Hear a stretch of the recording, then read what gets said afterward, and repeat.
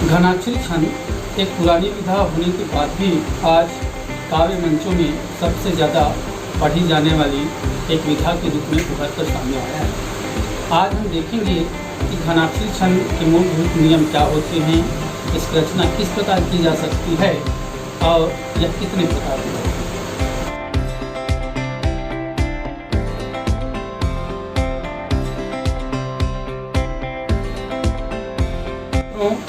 नमस्कार, मैं रमेश चौहान आपके अपने इस चैनल पर हार्दिक स्वागत करता हूं। तो चलिए आज हम चर्चा करते हैं घनाक्षरी छंद पर। घनाक्षरी छंद एक वार्णिक छंद होता है। इसे कवित्व छंद भी कहा जाता है। सबसे पहले हम देखते हैं घनाक्षरी लिखने के मूलभूत नियम क्या हैं। तो पहले ये जानिए कि इसके 4 चरण या 4 पद होते हैं। प्रत्येक चरण में 4 बार यति होता है। पहले के 3 चरण में 8-8 वर्ण निश्चित रूप से होते हैं। चौथे चरण में 7, 8 या 9 वर्ण हो सकते हैं। इसी अंतर से घनाक्षरी का प्रकार बनता है। चौथे चरण में 7 वर्ण होने पर मनहरण, जनहरण और कलाधर नाम का घनाक्षरी बनता है, जिसमें लघु गुरु का भेद होता है। चौथे चरण में 8 वर्ण होने पर रूप, जलहरण, डमरू, कृपान और विजया नाम का घनाक्षरी बनता है, जिसमें लघु गुरु का भेद होता है। चौथे चरण में 9 वर्ण आने पर देव घनाक्षरी बनता है। तो इस प्रकार यह इसका मूलभूत नियम हुआ। अब देखते हैं कि यह वार्णिक छंद है, तो वर्णों की गणना किस प्रकार की जाती है। तो वर्णों की गणना के लिए सामान्य केवल 2 ही नियम ध्यान में रखने हैं। पहला, सभी स्वर या पूर्ण व्यंजन एक एक वर्ण के होते हैं। जैसे आ, ई, ए, क, ख, इस प्रकार से ये सभी एक वर्ण के होते हैं। चाहे इस पर लघु स्वर का मात्रा हो या दीर्घ स्वर का मात्रा हो, दोनों ही स्थितियों में वर्णों की संख्या केवल एक ही होती है। यदि अर्ध व्यंजन किसी शब्द में प्रयोग में आए तो अर्ध व्यंजनों का वर्णभार नहीं होता। अब इसे कुछ उदाहरण से देखते हैं। जैसे सत्य, यहाँ स एक वर्ण हुआ और अंत का यह एक वर्ण हुआ, लेकिन त अर्ध वर्ण होने के कारण इसमें वर्ण की गिनती नहीं होगी। इस प्रकार सत्य 2 वर्ण का होगा। ठीक इसी प्रकार कथ्य में क एक वर्ण या एक वर्ण, किंतु थ आधा होने के कारण इसके वर्ण की गिनती नहीं होगी। इस प्रकार कथ्य भी 2 ही वर्ण का होगा। प्रोग्राम, इसमें प्रो एक वर्ण, ग्रा एक वर्ण और म एक वर्ण। इस प्रकार प्रोग्राम 3 वर्ण का होगा। इस प्रकार से किसी भी शब्दों में वर्णों की संख्या की गणना की जा सकती है। अब चूंकि लघु गुरु के अंतर से घनाक्षरी में भेद होता है, तो लघु गुरु को संक्षेप में समझने का प्रयास करते हैं। पहले देखते हैं लघु। तो हिंदी वर्णमाला में 3 स्वर अ, ई, उ, ये 3 स्वर लघु स्वर होते हैं और इन स्वरों से बनने वाले व्यंजन भी लघु होते हैं। इन लघु स्वरों के अलावा चंद्र बिंदु जिस व्यंजन में उपयोग में आएगा वह व्यंजन भी लघु होगा, जिसकी मात्रा 1 होती है। शेष जितने भी स्वर हैं और स्वर से बनने वाले व्यंजन सभी जो है गुरु होते हैं। अब देखते हैं आधे वर्ण की मात्रा किस प्रकार देखी जाती है। यदि शब्द के प्रारंभ में कोई अर्ध वर्ण आवे तो उसकी कोई मात्रा नहीं होती। यदि अर्धवर्ण मध्य में या अंत में आवे तो वह उस को गुरु कर देता है जिस पर उसका उच्चारण भार होता है। यह प्रायः बाईं ओर के वर्ण को गुरु करता है। यदि पहले से वह गुरु है तो वह गुरु ही रहेगा। इसे भी एक उदाहरण से समझते हैं। जैसे श्याम, इस श्याम में प्रारंभ में अधश्य है तो मात्रा इसकी नहीं होगी, और या गुरु है, म लघु है, तो इस प्रकार श्याम गुरु लघु है जिसमें मात्रा 2 और 1 है। किंतु कृष्ण के मध्य में जो आधा षटकोण आया उसका उच्चारण का भार क्री पर पड़ रहा है, इसलिए कृष्ण यह जो है गुरु हो जाएगा और अणा लघु होगा। इस प्रकार कृष्ण गुरु लघु होगा जिसमें मात्रा 2 और 1 है। अब हम वर्ण और मात्रा, वार्णिक और मात्रिक का अंतर देखते हैं। जैसे श्याम, श्याम 2 वर्ण का है और कृष्ण भी 2 वर्ण का है, किंतु श्याम 3 मात्रा की है और कृष्ण भी 3 मात्रा की है।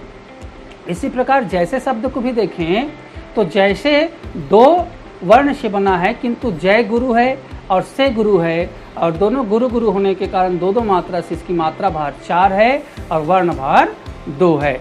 इसी प्रकार हम वर्ण और मात्रा की गिनती कर सकते हैं।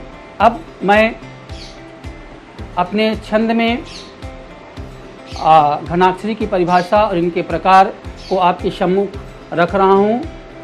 थोड़ा सा भी ध्यान देने पर आप आसानी से घनाक्षरी की परिभाषा और इसके प्रकार में अंतर देख सकते हैं। रखिए चरण 4 4 बार यति धर, रखिए चरण 4 4 बार यति धर, 3 8 हर बार, चौथे 7 8 9। रखिए चरण 4 4 बार यति धर, 3 8 हर बार, चौथे 7 8 9। 8 8 8 7 8 8 8 8 8 8 8 9 वर्ण भार गिन लो। 8 7 अंत गुरु मन जन कलाधर, अंत छोड़ सभी लघु जलहरण कही दो। गुरु लघु क्रमवार नाम रखे, गुरु लघु क्रमवार नाम रखे कलाधर, नेम कछु न विशेष मन हरण गढ़ भो।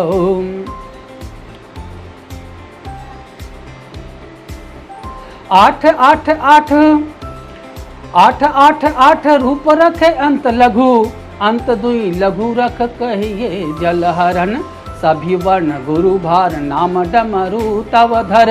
8 8 सनुप्रास कृपान नाम करन, यदि प्रति यदि अंत रखे नगन नगन, हो विजया घनाक्षरी सुजस मन भरन। 8 8 8 9 अंत 3 लघु रख, नाम देव घनाक्षरी गहिए वर्ण शरण। इस प्रकार इसमें घनाक्षरी के प्रकार कब और किस प्रकार बनते हैं स्पष्ट रूप से बताया गया है। वर्तमान में सर्वाधिक प्रचलित है मनहरण घनाक्षरी। मैं मनहरण घनाक्षरी की परिभाषा मनहरण घनाक्षरी पर ही आपके सम्मुख रख रहा हूँ।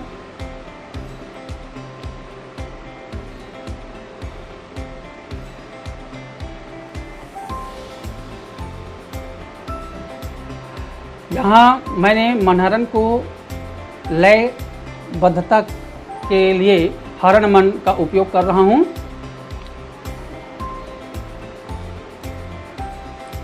वर्ण छंद घनाक्षरी गढ़न हरण मन, वर्ण छंद घनाक्षरी गढ़न हरण मन, नियम धियम आप धैर्य धर जानिए। 8 8 8 7 4 बार वर्ण रख, 4 बार यति कर 4 पद तानिए। यति गति लय भर चरणांत गुरुधर, साधि साधि शब्द वर्ण नेम यही मानिए। शम शम सम वर्ण विषम विषम सम, चरण चरण सब क्रम यही पालिए। घनाक्षरी छंद में मात्रा क्रम 8 8 8 और 7 होता है, जिसके 4 बार आवृत्ति होती है।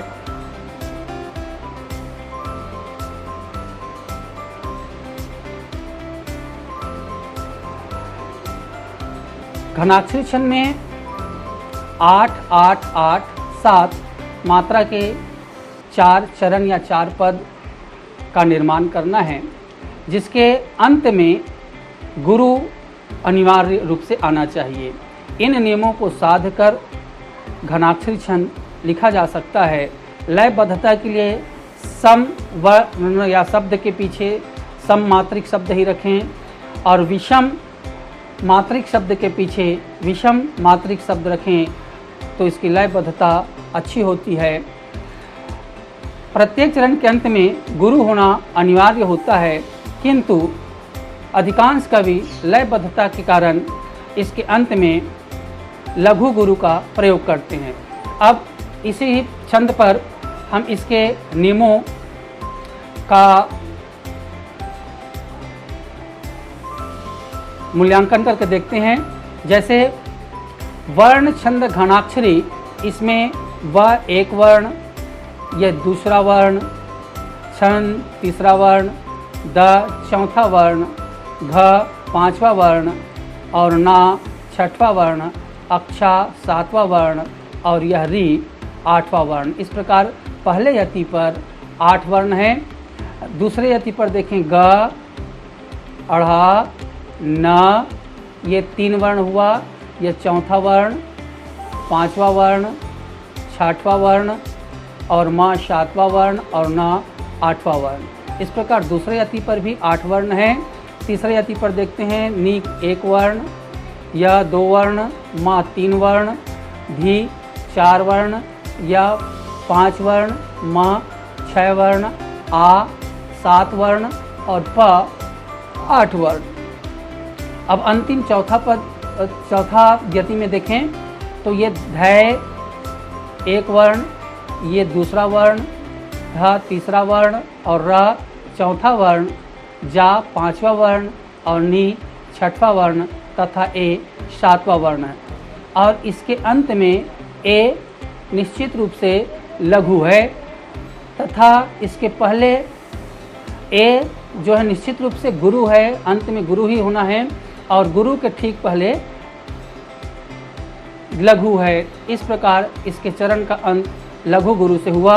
यही क्रम सभी चरणों में पालन किए जाने से घनाक्षरी छंद में मनहरण घनाक्षरी छंद का निर्माण होता है।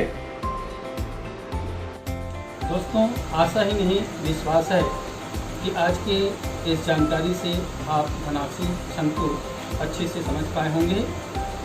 इसी के साथ मैं आपसे विदा चाहूँगा। फिर अगले वीडियो में एक नई काव्य विधा के साथ आपसे मुलाकात होगी। तब तक के लिए नमस्कार।